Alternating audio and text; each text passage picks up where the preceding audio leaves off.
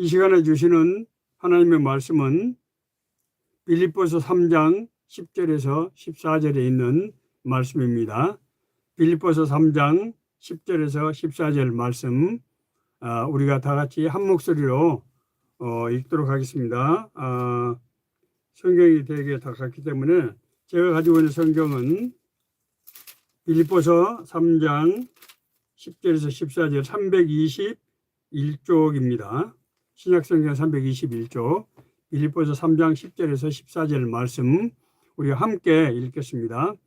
내가 그리스도와 그 부활의 권능과 그 고난의 참여함을 알고자 하여 그의 죽으심을 본받아 어떻게 해서든지 죽은 자 가운데서 부활에 이르려 하노니 내가 이미 얻었다 함도 아니요 온전히 이루었다 함도 아니라 오직 내가 그리스도 예수께 잡힌 바 된 그것을 잡으려고 달려가노라. 형제들아 나는 아직 내가 잡은 줄로 여기지 아니하고 오직 한 일, 즉 뒤에 있는 것은 잊어버리고 앞에 있는 것을 잡으려고 표대를 향하여 그리스도 예수 안에서 하나님이 위에서 부르신 부름의 상을 위하여 달려가노라. 아멘.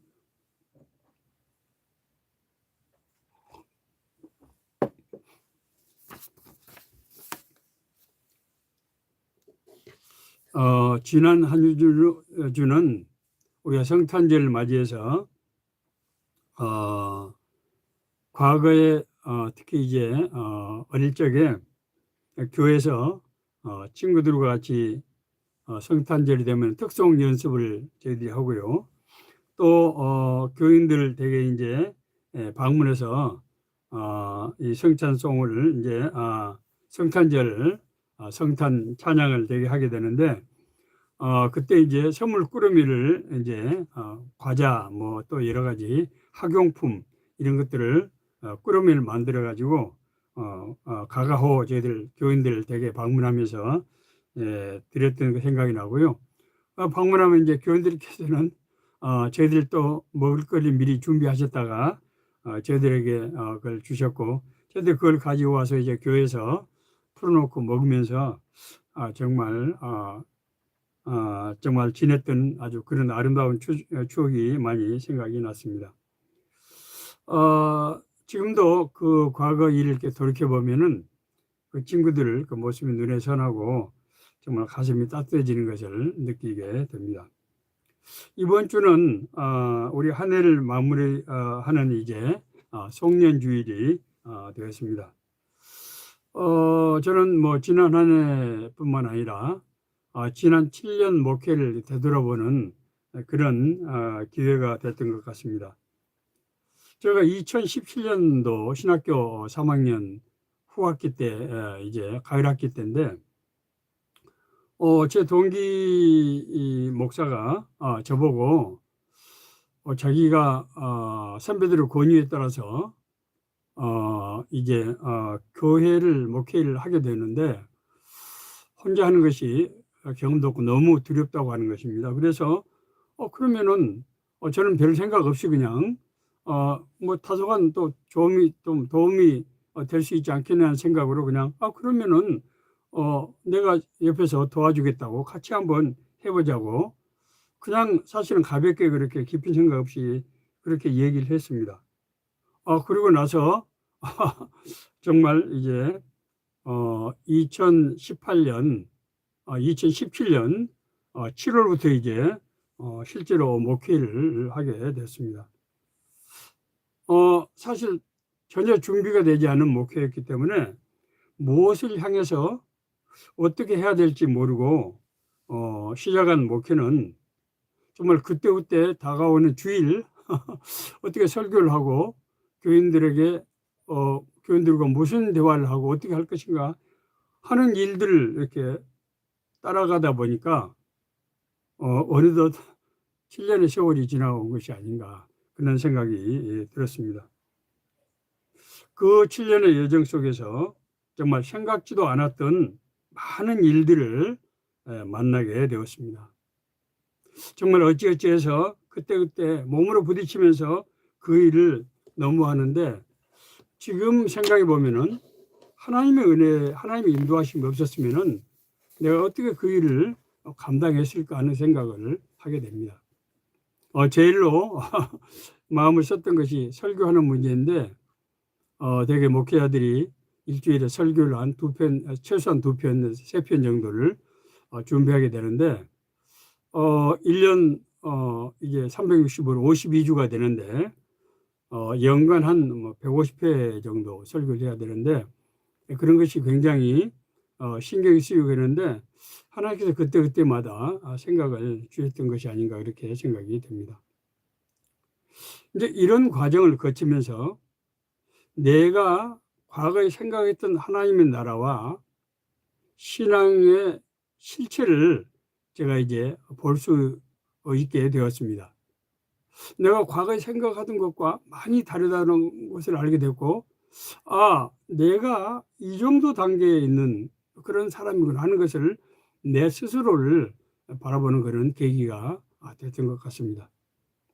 제가 젊었을 때 그 철로 역정이라고 하는 영국의 존 버년이라는 사람이 쓴 그런 이 기독교 소설이죠. 그런데 거기 보면 크리스천이라는 사람이 이제 이 멸망의 도성을 떠나서 하나님 나라로 천성을 향해서 가는 과정을 그린 소설인데 그 과정에서 여러 가지 그 이제 많은 일들을 이렇게 만나게 되는데 이 크리스찬이 목회를 하면서 제가 그런 것들을 정말 절실하게 느끼게 됐습니다. 목회를 한다고 하는 것이 우리의 신앙생활하는 것이 이 철로 역정이구나. 그래서 이제 제가 뭐 여러분 아시는 대로 최근에 47편에 이르는 우리 성경에서 47편의 주제를 뽑아서 이 하나님의 창조부터 그리스도의 재림까지를 핵심적인 성경 구절을 이제 47개 선정해서 연결해서 구속사적인 관점에서 정리하는 그런 이제 또 시간을 갖기도 했습니다. 어쨌든 이제 그런 생각을 하면서 오늘 무슨 말씀을 전해야 될까 하고 기도할 때 이 오늘 본문 말씀이 생각이 났습니다. 바울은 오늘 우리 본 말씀은 바울이 자기가 정말 감사하게 생각하고 동역자로 생각하는 빌립보 교인들에게 보내는 편지입니다. 당시 바울은 로마 감옥에 갇혀 있는 그런 상황이었는데 빌립보 교회에 보낸 편지를 보내면서 빌립보 교회는 바울이 마게도니아는 환상을 보고 바울이 계획으로 간 게 아니었어요. 다른 선교지는 전부 바울이 자기가 계획을 세워서 갔는데 빌립보 교회 이 마게도니아 지역은 마게도니아는 환상을 보고 하나님의 인도하심에 따라 간 겁니다. 가서 루디아를 만나서 이제 교회를 이제 개척을 하게 되고 거기서 사역할 때 그 빌립보 교인들이 은혜를 얼마나 받았던지 바울이 빌립보 교회에 있을 때뿐만 아니고 이후에 교회를 떠난 이후에도 지속적으로 바울과 교제를 하면서 후원금을 보내주고 또 이 사람을 보내서 바울을 뒷발에 자기하고 그렇게 했던 것입니다. 그런 애정을 가지고 있는 교회에 이제 보내는 편지입니다. 바울은 여러분 잘 아시는 대로 사실은 유대교의 아주 청년의 정말 전도가 아주 양양한 그런 지도자로서 당시에 이단으로 지목되던 예수님 그러니까 기독교도들을 핍박하는데 앞장을 섰던 그런 인물입니다. 그가 이제 기독교도들을 체포하기 위해서 이제 다메섹 오늘날 시리아의 수도 다마스커스지요. 가던 과정에서 도중에 한 대낮에 부활하신 예수님 영을 만나게 되지 않습니까? 그리고 나서 바울 자신의 삶이 완전히 180도로 이제 달라지게 됩니다. 그는 그 이후에 그리스도의 음성을 듣고 부활하신 예수의 영, 성령과 동의하는 삶을 살게 되었습니다. 그는 그 과정에서 그리스도가 어떤 분인지 진짜로 우리가 그냥 이성적으로 생각하는 것이 아니고 그리스도의 영을 만나서 동역을 했기 때문에 그리스도가 누구인지 자기를 부르신 그 이유가 무엇인지를 알게 되면서 저희가 이전에 알지 못하고 행했을 때 했던 그런 일들, 잘못된 일들을 자기가 통절하게 돌이키게 됐고 그래서 정말 하나님의 부르심의 소망을 붙잡고 끝까지 달려갈 수가 있었던 것입니다. 바울은 정말 이전에 자기가 자랑하던 바울은 정말 바리새인 중에 바리새인이고 정말 유대 율법에 정말 아주 탁월한 인물이었고 그리고 이제 랍비로서 정말 그런 능력이 있는 사람이었고 또 교회 지도자로서 그런 아주 헌신된 그런 사람인데 그는 그 자신의 어떤 신앙적인 경력이 오히려 그리스도를 알고 그리스도와 더불어 살아가는데 장애가 됐다고 하는 것을 깨닫게 된 겁니다. 그래서 이 자기가 과거에 자랑하던 모든 것들을 이제 폐설물처럼 여기서 버렸다 이렇게 고백하고 있습니다. 바울은 담에색에서 그리스도의 부활하신 예수의 영을 만나고 난 직후부터 곧바로 선교 이제 이 그리스도의 복음을 전하는 이 선교 여정에 들어서게 됩니다. 사실 바울이 했던 그 여정은 그렇게 긴 세월이 아니었지만은 우리 기독교 역사에서 상상도 할 수 없는 정말 엄청난 일을 이룰 수 있게 되었습니다. 바울은 자신이 회심한 후에 시리아의 안디옥 교회, 안디옥 교회가 성경에 두 군데가 나오죠. 시리아의 안디옥 교회가 있고요. 오늘날 말하면 터키, 그 당시에 소아시아 안디옥 교회가 또 있습니다. 시리아 안디옥에서 출발해서 구브로, 오늘날 사이프러스죠. 섬이죠. 지중해 섬들과 자신이 낳고 자란 소아시아 지방의 타솔을 비롯해서 소아시아의 오늘날 터키의 지중해 연안 도시들 중에서 아주 중심되는 도시들 그게 어딘가 하면은 안디옥, 이고니온, 더베, 에베소 주로 이런 도시들입니다. 그걸 찾아다니면서 곳곳에서 복음을 전하고 또 교회를 세웠습니다. 그리고 그곳에서 이제 사실은 에베소 이 오늘날 터키의 북부 비두니아로 가려고 했었는데 앞서 말씀드린 대로 마게도니아 환상 성령께서 밤중에 마게도니아 환상을 보게 해주셔서 마게도니아로 지역을 건너가는데 그게 오늘날 동부 유럽 지역이죠. 빌립보서 첫 번째 가는 것이 빌립보성이고 그 다음에 데살로니가 베레아 그러니까 북쪽에서부터 밑으로 이렇게 내려오는 겁니다. 고린도와 아테네 등 동부 지역 전역에 복음을 전하고 교회를 세웠습니다.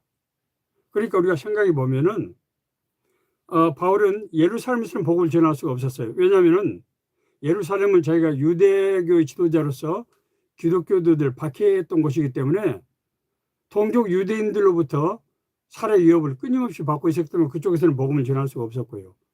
그래서 이방 지역인 이제 오늘날 시리아, 터키 지역 그리고 지중해에 있는 섬들 그리고 동부 유럽 로마를 제외한 그 이쪽을 전체를 다 복음을 전하고 교회를 세웠던 것입니다. 이런 바울의 어떤 그런 선교는 정말 복음을 기다리는 그런 우호적인 환경에서 선교를 할 수 있었던 것이 아닙니다. 무엇보다도 바울은 자신이 몸담고 있는 유대교 율법주의자들의 아주 극렬한 저항에 부딪힐 수밖에 없었는데 율법주의자들이 이제 가는 곳마다 바울을 따라다니면서 바울과 대적을 했고 또 이 이방 지역의 원주민들도 마찬가지입니다. 그 사람들은 그 지역은 대개 다신교 지역이고 우상 숭배 아주 문화가 아주 정말 우상 숭배 하나의 문화로 되어 있던 그런 도시들이었기 때문에 거기에 원주민들의 반대도 사실 아주 말할 수 없이 극렬한 것이었습니다. 이런 환경에서 그가 당한 고난은 감옥에도 수없이 갇히고 매를 수차례 맞고 돌팔배를 맞고, 바울의 이 자기 표현에 의하면은 마흔에서 하나를 감한 매를 3번씩이나 맞고 그렇게 얘기하고 있습니다. 이 유대에서 태장은 40대를 때리면 사람이 죽는다고 생각했기 때문에 39대까지만 뗄 수가 있었습니다. 먹지 못하고 자지 못하고 질병으로 인한 말할 수 없는 고통, 무엇보다도 외로움과 막막함, 그리고 바울이 고백한 대로 자신이 복음을 전했던 지역을 다시 갈 수가 없었어요. 바울이 자기 신분이 드러났기 때문에 다시 갈 수가 없었어요. 그래서 그 자기가 복음을 전한 그 지역의 교회가 어떻게 운영되는 것인지, 성도들이 어떤 상태인지, 그것 때문에 늘 근심하고 기도하고 힘들었던 것 같아요. 바울은 자기 제자들을 이제 파송을 해서 이를테면은 디도라든지 누가라든지 이런 제자들, 디모데라든지 이런 제자들을 보내서 교회를 이제 소식을 듣고 또 지도를 하게 했지만은, 그 소식을 들을 때 교회가 어렵다든지 교인들이 어려운 상황이 있다고 할 때 밤잠을 자지 못하고 고통을 받았다고 하는 그런 고백을 하고 있는 것을 볼 수가 있습니다. 사실 바울이 빌립보 교회에 보내는 이 편지를 쓰고 있는 이 시점에서도 바울은 로마 감옥에 갇혀서 언제 자신의 삶을 마감하게 될지 알 수 없는 그런 상황이었던 것입니다. 그럼에도 불구하고 바울은 내가 이미 얻었다 함도 아니요 온전히 이루었다 함도 아니라 오직 내가 그리스도께 잡힌 바 된 그것을 잡으려고 그리스도 예수 안에서 하나님이 위해서 부르신 부름의 상을 위해서 달려가노라 라고 그렇게 고백하고 있습니다. 우리 생각에는 바울이 이때 나이가 이미 이제 많이, 그러니까 이때가 지금 바울이 AD 67년에 순교했다고 하는 것이 정설입니다. 정설이고, 이 편지 쓴 곳이 빌립보서를 보는 곳이 62년이기 때문에 한 5년, 그러니까 바울이 순교하기 5년 전에 쓴 편지입니다. 그때 바울은 심신이 아주 지칠대로 지쳐 있었고 정말 기력을 다할 수 없는 그런 상태였는데, 그럼에도 불구하고 자신은 이제 하나님이 위해서 부르신 상을 위해서 끝까지 달려간다, 그렇게 고백하고 있는 것입니다. 바울이 이토록 사명에 매진할 수 있었던 그 이유가 무엇일까요? 바울은 오늘 본문에서 2가지 얘기를 하고 있습니다. 첫째는 예수 그리스도를 아는 지식이 너무 고상했기 때문이다 라고 고백하고 있어요.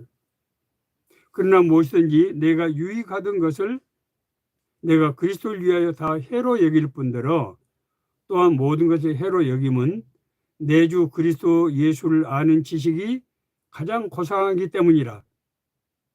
내가 그를 위하여 모든 것을 잃어버리고 배설밀로 여김은 그리스도를 얻고 그 안에서 발견되려 함이니, 내가 가진 의는 율법에서 난 것이 아니요 오직 그리스도를 믿음으로 말미암은 것이니 곧 믿음으로 하나님께로부터 난 의라. 이렇게 고백하고 있습니다. 바울은 이 예수 그리스도를 어떻게 알았는가? 자신의 삶 가운데서 성령께서 끊임없이 성령과 음성을 들려주고 성령께서 인도해 주시고 자기가 생각나게 하시는 이런 과정을 통해서 과거 예수께서 행하셨던 모든 그런 일들을 알게 되었고, 성경에 예언된 그런 구약 성경에 예언된 모든 일들이 그리스도의 생애에서 아주 정확하게 구현되고 있었다고 하는 것을 알게 되었습니다. 그래서 예수 그리스도의 삶이, 예수 그리스도께서 내가 곧 길이요 진리요 생명이라고 하시는데 그것이 진리라고 하는 것을 깨달았던 거예요. 진리를 알고 나서 다른 모든 자기가 정말 자랑하던 지식이 너무나 정말 초라하다고 하는 것을 아마 깨닫게 되었을 것입니다. 자, 두 번째는 바울이 그리스도와 같은 부활의 그런 소망을 품게 된 것입니다. 내가 어떻게 해서든지 죽은 자 가운데서 부활에 이르려 하노니 내가 이미 얻었다 함도 아니요 온전히 이루었다 함도 아니라 오직 내가 그리스도 예수께 잡힌 바 된 것을 잡으려고 달려가노라. 바울 사도는 자기가 이제 그리스도께서 인도하시는 그것을 위해서 달려가는데, 바울은 그리스도가 이 로마서 이제 6장에 보면은 3, 4절에 이제 그런 얘기가 나옵니다만은, 우리가 세례를 받은 것은 예수 그리스도의 죽음에 참여하는 것이고, 예수 그리스도의 부활로 인해서 우리가 그리스도의 부활에 참여하게 된다, 이렇게 쓰고 있는 것을 볼 수 있습니다. 바울은 그리스도를 만나서 그리스도와 동행하는 삶을 살면서 그것에 대한 확신이 생겼던 거예요. 그래서 이제 내 삶이, 이 세상에서 삶이 끝나면은 내가 예수 그리스도와 함께 통거하는 그런 은혜 속에서 살게 된다고 하는 소망을 확실히 가지고 있었던 것입니다. 그렇기 때문에 자신은 이제 사실은 앞서 말씀드린 대로 자신이 언제 생을 마감하게 될지 알 수 없는 그런 상황이었고, 자신이 이미 늙고 나이가 많아서 정말 그렇게 많은 시간을 기약할 수 없었던 상황에도 불구하고 끝까지 부르심의 상을 위해서 달려간다고 고백할 수 있었던 것입니다. 자, 오늘 이 말씀이 우리에게 주시는 이제 메시지가 무엇인가를 우리가 생각해 볼 필요가 있습니다. 먼저 정말 바울이 마지막에 했던 말씀, 내가 부르심의 상을 위해서 달려간다. 부르심의 상. 하나님께서 부르심이 우리에게는 뭡니까? 비전이죠, 비전. 하나님께서 자기 뜻과 계획을 비춰주는 거죠. 그것이 우리에게는 우리의 부르심으로 나타나는 것이죠. 하나님께서는 이제 택한 자들에게 향한 하나님의 뜻과 계획을 가지고 계시고, 그 하나님의 뜻과 계획을 우리와의 교제를 통해서 우리에게 알게 하신다는 거예요. 그것이 하나님의 부르심이죠. 바울은 언제 하나님의 부르심을 받았는가? 그가 다메섹에 가던 중 정말 해보다 더 밝은 빛이 자신을 둘러 비칠 때 바울은 하나님의 음성을 듣게 됐어요. 사울아 사울아 내가 어찌하여 나를 박해하느냐 라는 음성을 들었습니다. 바울은 정말 깜짝 놀라서 주님 누구십니까? 그렇게 물었습니다. 이어서 하나님의 음성이 들려왔는데, 나는 내가 박해하는 예수라, 그렇게 말씀하시면서 일어나 너의 발로 서라. 내가 너에게 나타난 것은 곧 내가 나를 본 일과 장차 내가 너에게 나타날 일에 너로 종과 증인을 삼으려 함이니, 이스라엘과 이방인들에게 가서 내가 너를 구원하여 그들에게 보내어 그 눈을 뜨게 하여 어둠에서 빛으로 사탄의 권세에서 하나님께 돌아오게 하고 죄사함과 날 믿어 거룩하게 된 무리 가운데서 기업을 얻게 하리라고 하는 음성을 들은 거예요. 바울이 부활하신 예수의 영을 만나는 그 순간에 부활하신 예수께서 바울이 일생 동안 해야 될 일을 이때 정확하게 말씀해 주신 거예요. 너 바울이 나를 본 일과 나를 만난 일과, 들은 게 아니에요. 나를 만난 일과 내가 너에게 나타날 일, 앞으로 나타날 일, 그런 일들에 있어서 너를 종과 증인으로 내가 삼겠다는 거죠. 그래서 뭘 하느냐? 이스라엘 족속뿐만 아니라 이방인들에게 가서 그 사람들이 눈 뜨게 해서, 영의 눈을 뜨게 해서 어둠에서 빛으로 죄된 세상 가운데서 비친 하나님의 나라로 사단의 권세에서 하나님께 돌아오게 하고 죄를 사함과 죄사함과 예, 날 믿어서 거룩하게 된 무리 가운데서 기업 하나님의 나라가 이루어지는 것을 이루게 할 것이다 라고 이제 사명을 이제로 부르신 것입니다.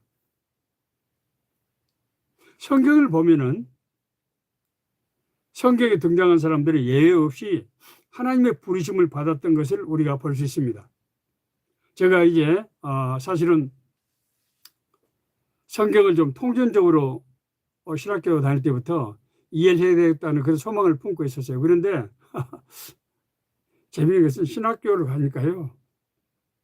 제가 42개 과목을 공부를 3년 동안 했는데 그거 숙제하고 뭐 그거 페이퍼 쓰느라고 성경을 읽을 시간이 없더라고요. 참 아이러니인데 아무튼 그래서 늘 제가 성경을 좀 신학 공부를 하면서 통전적으로 좀 읽어봤으면 좋겠다는 생각을 했어요. 그래서 제가 목회를 하면서 성경 창세기부터 요한계시록까지 전체를 2번에 걸쳐서 핵심적인 말씀들을 제가 묵상하는 것으로 한 4년에 걸쳐서 그걸 썼고요.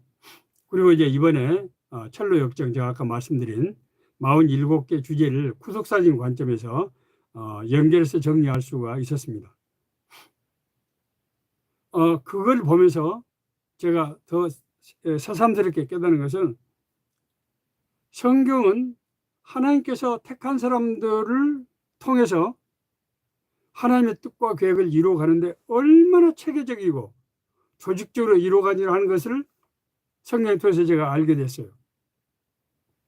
뭐 우리가 잘 아는 아브라함과 뭐 야곱과 뭐 요셉, 뭐 모세, 뭐 다윗, 뭐 사무엘, 또 시작에 뭐 베드로, 뭐 바울 등 그 외에도 수많은 사람들 얘기가 나오는데 그 사람들이 역할이 하나님께서 그들에게 부르신 그 사명을 수행하는 과정에서 일어날 일들을 기록을 하고 있고 그것이 우리가 하나님께서 우리를 미리 하시고 우리를 부르시고 우리를 의롭다 하시고 우리를 영화롭게 하신다고 한 이 과정의 이 맥락에서 아주 정확하게 들어가더란 말입니다.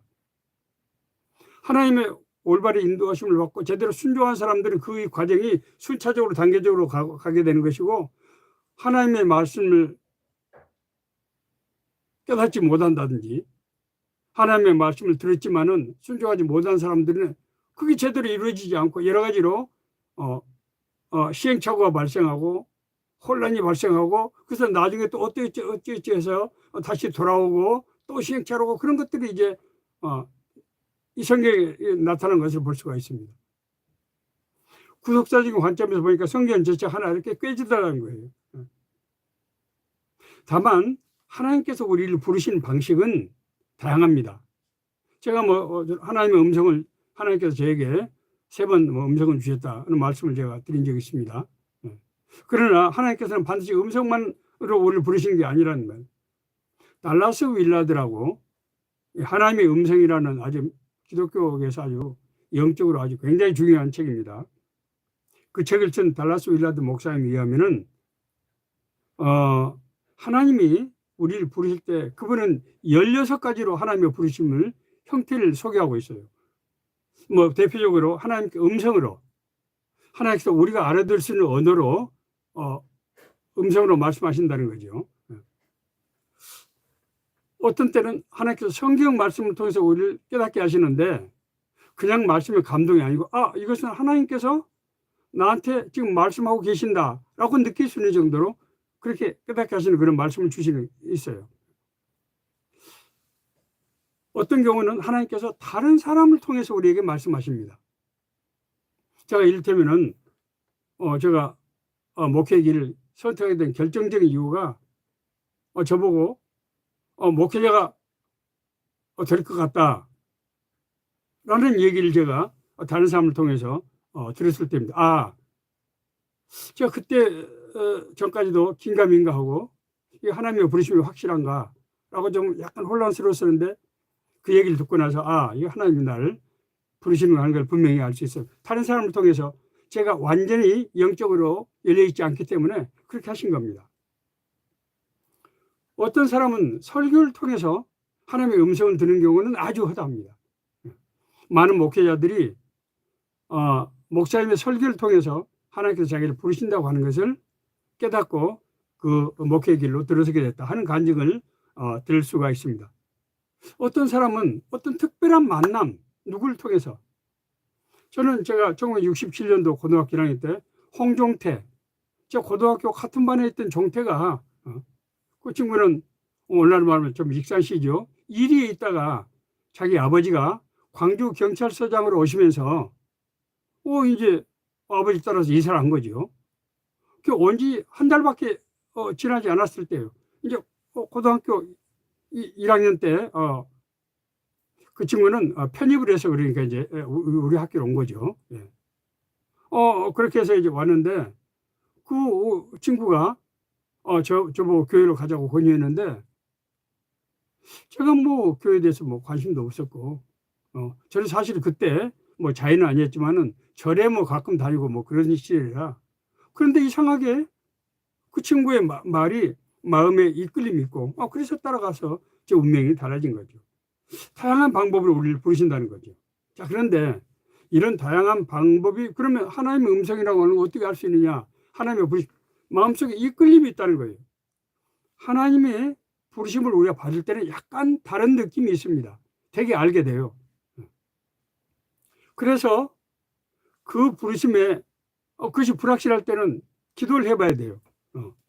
제가요 앞서 말씀드린 대로 신학교를 이제 가기 결정하고 제 제자를 통해서 그리고 제 가족을 통해서 이제 제가 그런 얘기를 들었는데 마지막에 이제 결단을 해야 돼요. 왜냐하면 제가 그 당시에 공직에서 제가 초대를 받았었고요.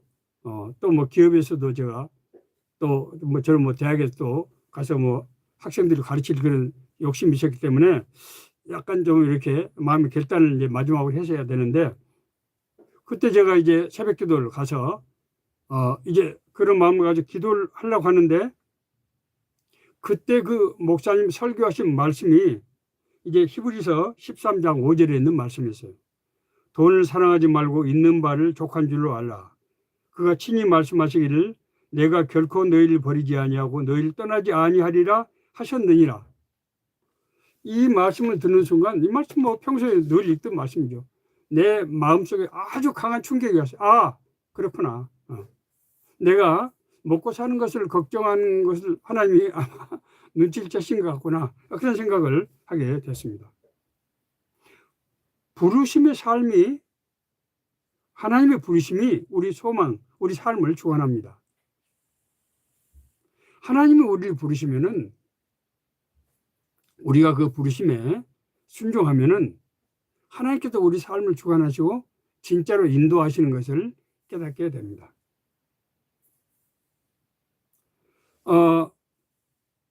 하나님의 문제는 그렇기 때문에 하나님께서 어떤 방식으로 우리를 인도하시느냐 그 방식이 너무 다양하기 때문에 정말 일일이 설명하기 어렵지만 어쨌든 하나님의 우리가 부르시면 순종할 때 하나님께서 여러 가지 경로를 통해서 앞서 제가 말씀드린 달라스 윌라드 목사님 말씀하시는 그런 여러 가지 다양한 형태를 통해서 우리를 이렇게 부르시는데 우리가 그걸 이제 뒤돌아볼 때 정말 그것이 모든 퍼즐이 맞춰진다고 제가 말씀을 드린 적이 있습니다.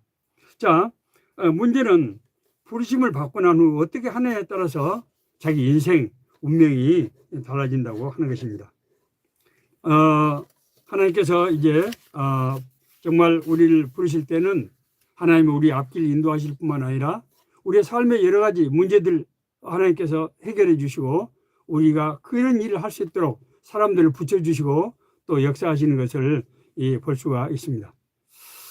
문제는 부르심을 받았지만은 여러 가지 사정으로 그 부르심대로 살지 못하는 그런 안타까운 일이 있는 것 같아요.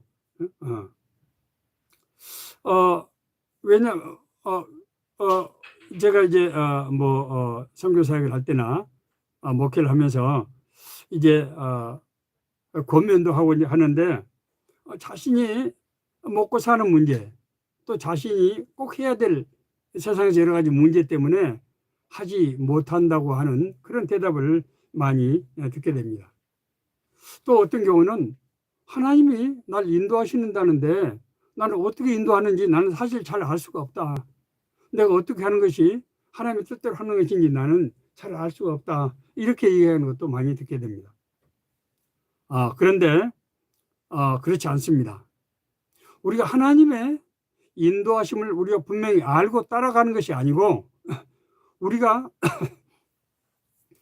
하나님께서 우리를 부르신 방향으로 이런 일을 선택을 할 때, 이를테면 하나님께서 저보고 작은 일에 충성하라고 이렇게 말씀하셨는데 제가 어떤 것을 선택을 할 때 이것이 하나님께서 생각하시는 작은 일인가, 내가 볼 때는 이것이 더 중요한 일인데 이것이 하나님께서 생각하시는 그 작은 일에 합당한 것인가 라는 결정을 할 때 제가 하나님이 관점에서 볼 때는 이것이 하나님께서 원하시는 일이다. 그것이 나한테는 작은 일이지만 그래서 그런 길을 이를테면 택하게 됐던 것입니다. 하나님의 부르심의 뜻에 합당한 그런 선택을 할때 삶을 살 때 하나님께서 우리가 알 수 없는, 이해할 수 없는 방법으로 우리 일을 주관하시고 인도하신다는 거예요. 자, 왜 그런가 하면은 그건 너무나 간단합니다. 하나님께서 우리를 부르시는 것은 하나님이 자기의 뜻과 계획을 이루기 위해서 우리를 부르시는 거예요. 그렇기 때문에 우리가 자신의 삶을 내려놓고 하나님이 원하시는 것이 무엇인지 이 관점에서 생각을 해야 돼요. 예수님께서 누가복음 구약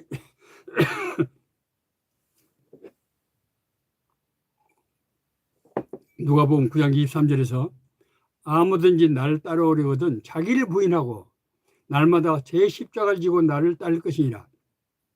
여기서 자기 부인은 아무나 생각도 하지 말라는 것이 아니고 자기의 꿈과 소망, 자기의 기대, 그것과 하나님의 부르심을 놓고 할 때 너희는 먼저 하나님의 나라와 의를 구하라는 얘기예요.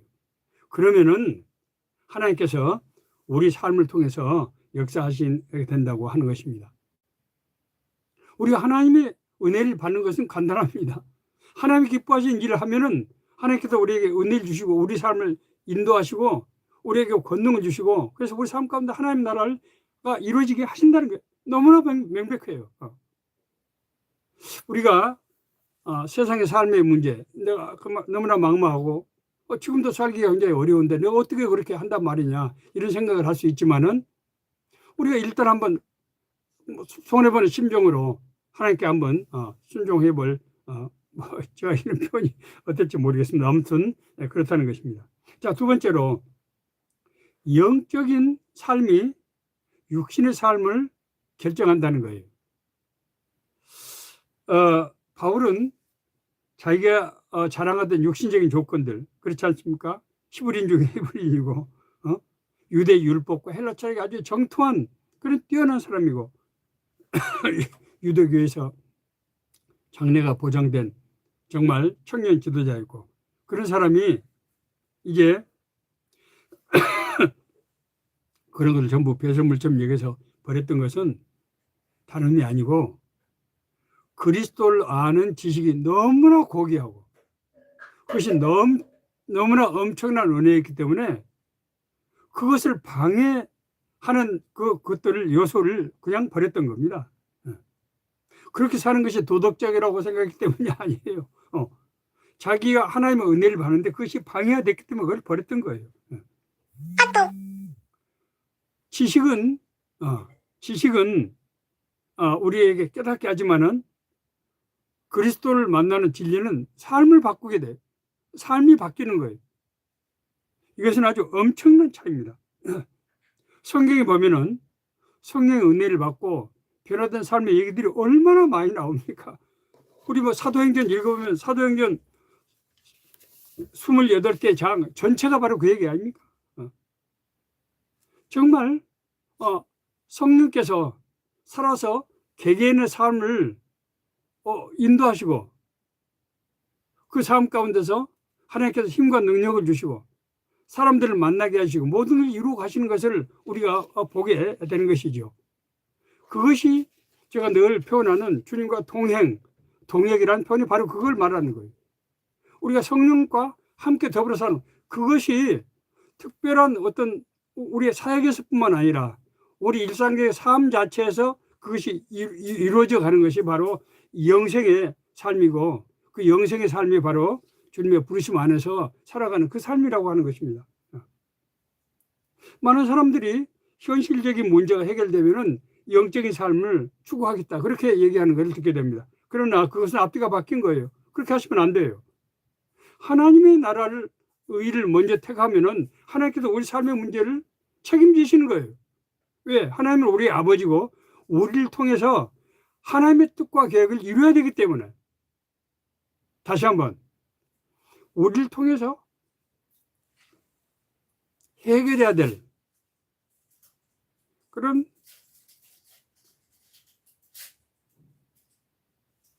하나님의 뜻과 계획이 있는 거예요.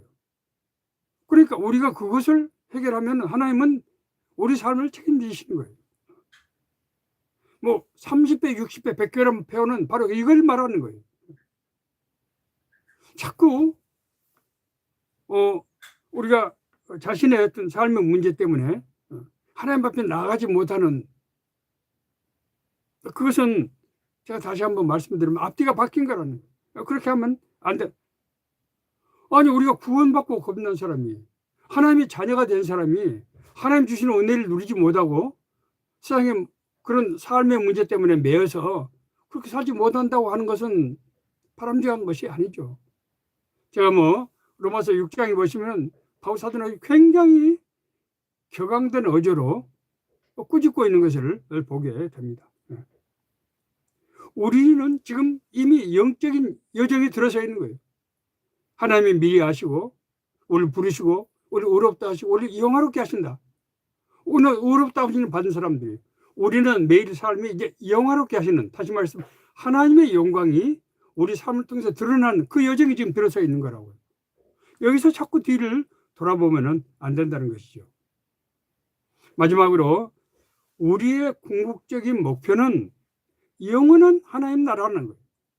영원한 하나님 나라. 사람들은 나이가 많이 되면은 저도 이제 뭐 10대 중반이 됐습니다. 뭐 내가 세상에서 뭐 얼마 동안 더 있게 되는 것인가? 내가 뭐 뭘 할 수 있는 이제 뭐 이 나이에 뭐를 할 수 있을 것인가? 이런 생각을 하기 쉽습니다. 그러나 바울 사도는 아까 말씀드린 대로 자기 죽음을 사실 예감하고 있었어요. 그럼에도 불구하고 끝까지 부르심의 소망에서 달려간다고 고백할 수 있었던 것은 우리가 생각하는 삶은 시간과 끝은 실제가 아니라는 거예요. 성경은 전체를 통해서 우리 삶은 우리가 생각한 출생과 우리가 사망이 삶의 전체 여정이 아니라는 거예요. 아까 제가 철로 역정이라고 예를 들었어요. 우리 삶은 우리가 하나님의 부르심을 받을 때 우리가 거듭나게 되는 거예요. 새로 출생하는 것입니다. 그리고 거기서부터 영혼을 향해서 나가는 것이에요. 제가 그런 얘기까지 했잖아요. 엘리자베스 퀴블러스라고 제가 뭐 서재에 있는 죽음에 관한 제가 목회하면서 책을 뭐 여러 권 읽게 됐습니다만은 엘리자베스 퀴블러스는 죽음학의 창시자고 세계적인 정신의학자였어요. 스위스 출신 미국인인데 죽음에 관한 수도 없이 많은 책을 썼습니다. 그분은 기독교인이 아니에요. 기독교를 표방하는 사람이 아닙니다. 인지 아닌지는 저는 모릅니다. 그러나 기독교를 표방하는 분이 아니에요. 그런데 그분의 모든 책을 읽어보면 한 가지 메시지가 아주 분명한 메시지가 있는데 우리 인생은 영원한 삶을 향해 나가는 예비학교다. 그렇게 표현하고 있어요. 성경은 베드로는 우리 삶을 나그네 삶이라고 그렇게 말씀하고 있습니다. 우리 삶은 이제 사실 시작하는 거예요. 그래서 바울 사도는 이 빌립보서 이 서신의 이 앞에 있는 1장, 2장에서 그런 얘기를 하고 있어요. 빌립보 교인들이 격려하면서 사실 나는 지금 바울이 지금 자신이 지금 감옥에 지금 갇혀 있는 상태고 언제 재판을 통해서 처형을 받을지 알 수 없기 때문에 교인들이 굉장히 사기가 저하됐을 것이라는 걱정을 해서 나는 사실은 내가 살아있는 것보다도 그리스도가 내 안에 거하고 계시기 때문에 내가 세상을 떠나는 것이 나에게도 큰 축복이다. 그러나 너희들 생각하면은 내가 살아있는 것이 너희들에게 유익이 될 것이다. 라고까지 할 정도로 그렇게 얘기하고 있는 것을 볼 수가 있습니다. 사실 우리의 삶은 우리가 무슨 앞으로 몇 년 살다가 세상에서 삶이 끝난다고 해서 그것이 아니라는 거예요. 나니아 연대기라고 C.S. 루이스 옥스퍼드 대학의 교수죠. 쓴 책에 보면은 왜 옷장을 이렇게 아이들이 이렇게 들어가면은 이제 영혼의 세계로 열려서 들어가게 되잖아요. 그렇게 C.S. 루이스는 그렇게 표현하고 있기도 합니다. 우리 삶은 단절이 된 것이 아니고 영혼으로 나가는 그런 과정 속에 있고 그 과정 중에 우리는 이미 구원받았고 그 영생의 삶을 지금 누리고 있다고 하는 것입니다. 말씀을 이제 마치겠습니다. 시간이 많이 됐네요. 우리가 이제 금년도 이제 한 해를 마무리하고 2026년도 새로운 한 해를 맞게 돼. 저는 개인적으로 제가 여러 차례 말씀드렸습니다만은 지난 7년 사역을 마감했고요. 이제 새로운 7년을 시작하는 첫 해가 되게 됩니다. 정말 기대가 많이 돼요. 지금까지 제가 이루는 것은 아무것도 없지만은 지금까지 못 이뤘으면 앞으로는 이루어지게 되겠죠. 나무에 이제 열매가 맺혔으면은 이게 이제 성숙하고 열매는 아직 못 맺더라도 나무가 성숙하면서 열매 맺고 또 나중에 또 이제 수확을 하게 되지 않겠습니까? 저는 2026년도가 그런 과정이 될 것이다. 저는 그렇게 믿고 있고 하나님께서 그런 비전을 주시도록 기도하고 있습니다. 자, 오늘 우리가 이제 이번 한 주 동안은 지난 1년 동안 우리가 되돌아보고 앞으로 다가올 1년을 소망하는 그런 주간으로 보냈으면 좋겠습니다. 하나님께서 여러분을 사랑하시고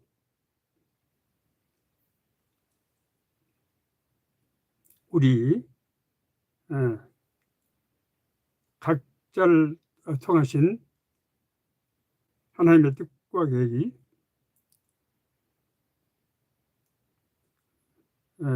우리 삶 가운데서 이루어질 수 있기를 간절히 바랍니다.